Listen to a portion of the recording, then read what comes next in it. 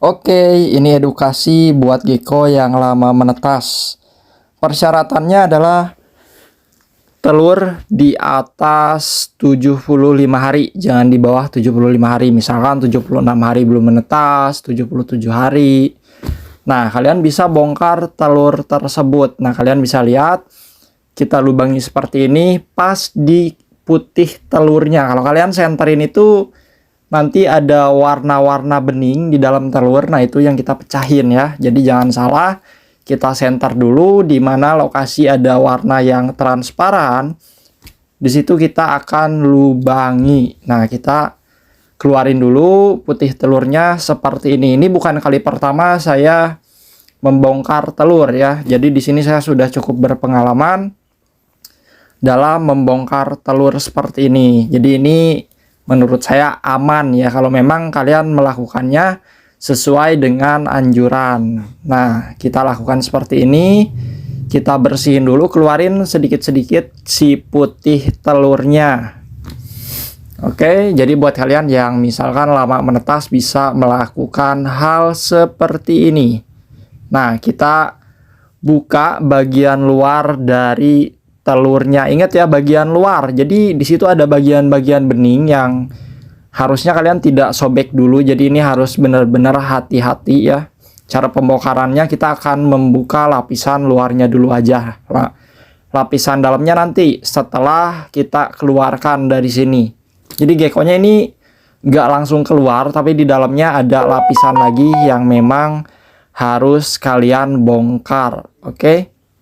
Nah, lakukan seperti ini. Ini saya senter biar lebih jelas, tidak melukai geckonya ya. Di sini saya hanya akan mengeluarkan bagian lapisan luarnya saja. Nah, kita bisa lihat seperti ini. Lakukan secara perlahan. Tenang aja, geckonya nggak akan mati.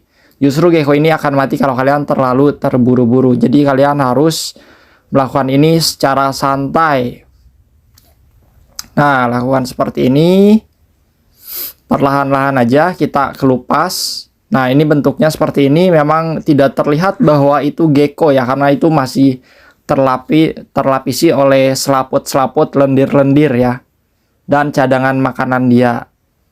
Nah, di sini kita bakal buka lagi semuanya. Pokoknya kita bakal buka semua sampai kita bisa mengeluarkan si telur ini. Kita bisa menggunakan gunting atau benda-benda tajam lainnya, tapi saya lebih sarankan menggunakan gunting yang seharusnya guntingnya lebih kecil dari gunting yang saya gunakan, karena ini sebenarnya kegedean. Kalau bisa gunting kecil, kalian tahu kan ada yang besi itu.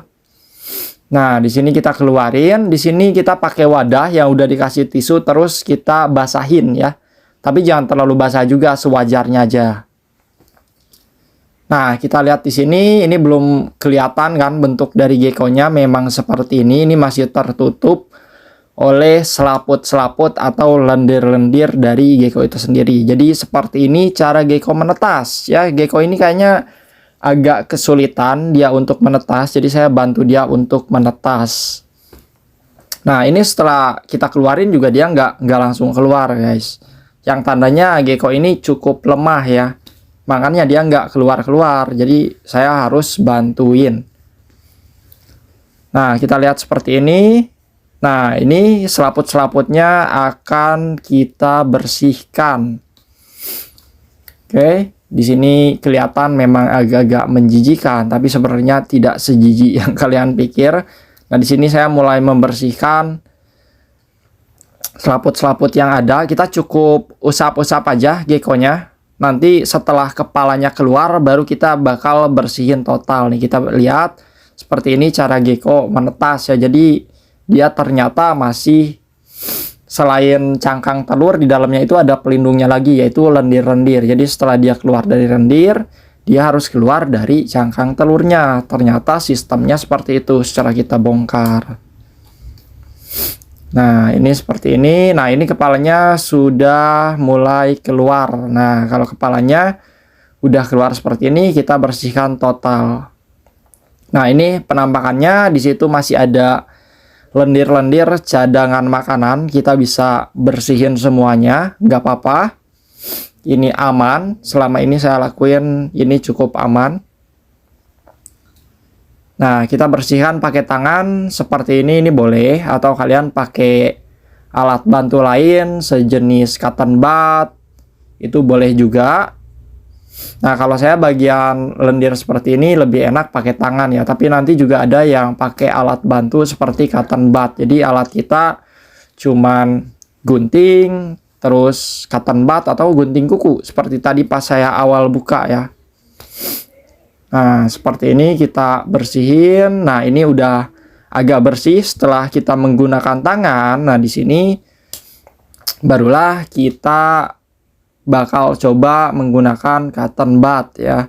Nah, ini bagian tersulit kenapa dia susah menetas. Di sini ada bagian yang harus kita potong. Ini bagian ari-arinya bisa kita bilang. Jadi dia tuh seperti kelilit ari-ari ya, makanya selama ini dia tidak menetas. Nah, kita bisa bersihkan menggunakan cotton bud seperti ini. Nah, kita bersihin aja, putar-putar cotton budnya selagi itu memang bisa dilakukan hanya dengan cotton bud. Tapi kalau memang nanti agak sulit ya, kita harus menggunakan gunting. Kita bakal gunting bagian lendir-lendir tersebut. Jadi tuh ari-arinya tuh ngelingkar ke bagian kepala terus ke seluruh tubuhnya dia. Ya, itu yang menyebabkan dia susah menetas. Itu versi saya. Nggak tahu kalau versi dokter hewan seperti apa, tapi pengalaman saya ya seperti ini. Dia agak sulit, walaupun cangkangnya sudah terbuka, dia agak sulit buat menetas. Jadi kita harus bantu. Nah, kita lihat proses selanjutnya di sini.